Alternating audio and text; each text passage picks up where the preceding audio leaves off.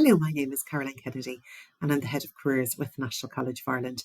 And in this video, I wanted to share with you my thoughts about your summary on your LinkedIn profile. So your summary on your LinkedIn profile, it's a little bit like the profile of your CV, but it's much more personal. You can give more detail and it's not quite as formal. You can write it in the first person. So although it's similar in theme to the personal profile of your CV, it does give you more scope to give employers, recruiters, people you want to network with, more of an insight into you as a person. So it's a bit less formal. But what it should do is it really should show whoever it is you want to connect with, I suppose, the value you can add and what you're bringing to the table. I would suggest that rather than using lots of words like hardworking and motivated, initiative and all the rest of it, that you focus really on the hard skills you have and back any of those up with examples and numbers and statistics and all the rest of it. So do make sure that you've got keywords in your summary that match whatever it is you're looking for. So think about, look at the different roles that you're going to be applying for. Look at the key skills they want. Look at the keywords that are in the job specs. And then where possible, try and include some of these in the summary section of your LinkedIn profile. I think, when somebody first looks at your LinkedIn profile, they'll only see the first 2 to 3 lines of your summary statement, your about me statement. So it's important that you make that interesting so as that they are inclined to click and read more. Now, I'm going to show you in a minute, there is, you can't have bullet points or bold or italics or anything like that in LinkedIn unless you use Unicode text. But there is, if you Google LinkedIn text formatter, I'm going to show you in a second now how you can put those elements into your LinkedIn profile and just bring it to action. And then I think it's nice as well if you have a call to action at the end of your LinkedIn profile summary, so as that people know, what it is that you're interested in, and perhaps an email address or something like that, if appropriate, for them to contact you.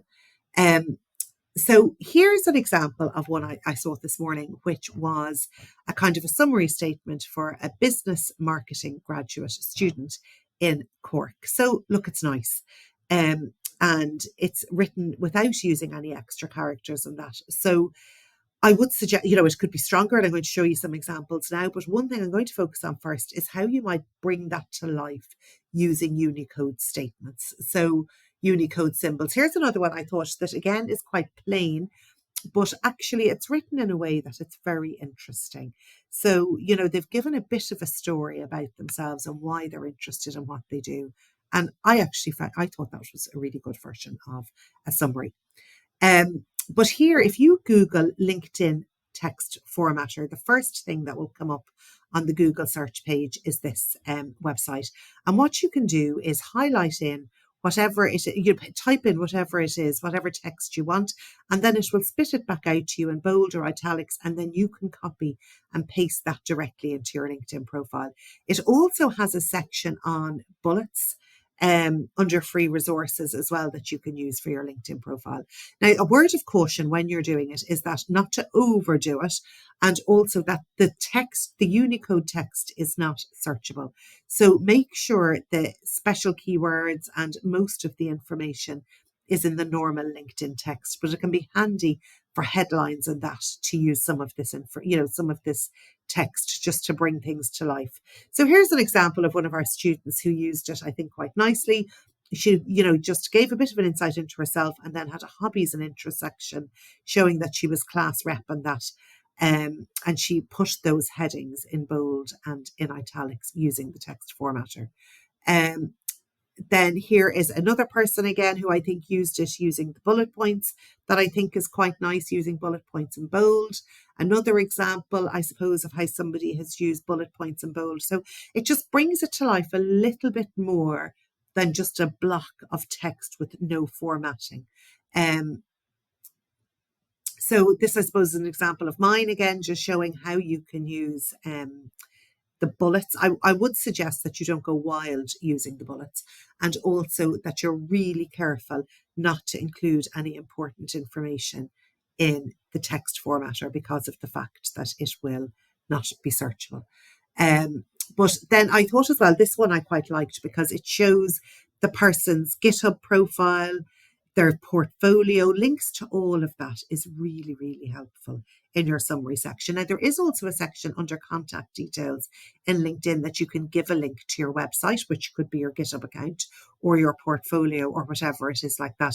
But I think it is nice, never presume that they're going to go searching for it.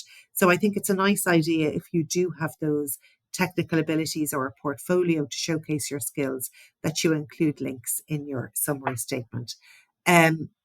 So I think in summary, what I would suggest for your LinkedIn summary is that you use it to show employers what it is you can do, that you're showing them why it is they should pick you. Do look at some job specs and what they're looking for and try to make it match. Highlight specific achievements in that are going to be of interest to recruiters. Anything, I suppose, that makes you stand out a little bit from the crowd. I do think it's worth using some text formatting, Unicode text formatting and bullets just to make it a bit easier to read. And I think it is nice maybe to include a call to action as well at the end of the profile. So what I would stay away from is anything vague and generic that could apply to any other graduate in the country or in any country, just looking for a role to grow and develop, who's ambitious, all the rest of it. That's just too generic. Make it very specific. Use facts and figures, back everything up with examples, and make it interesting so that somebody wants to read it.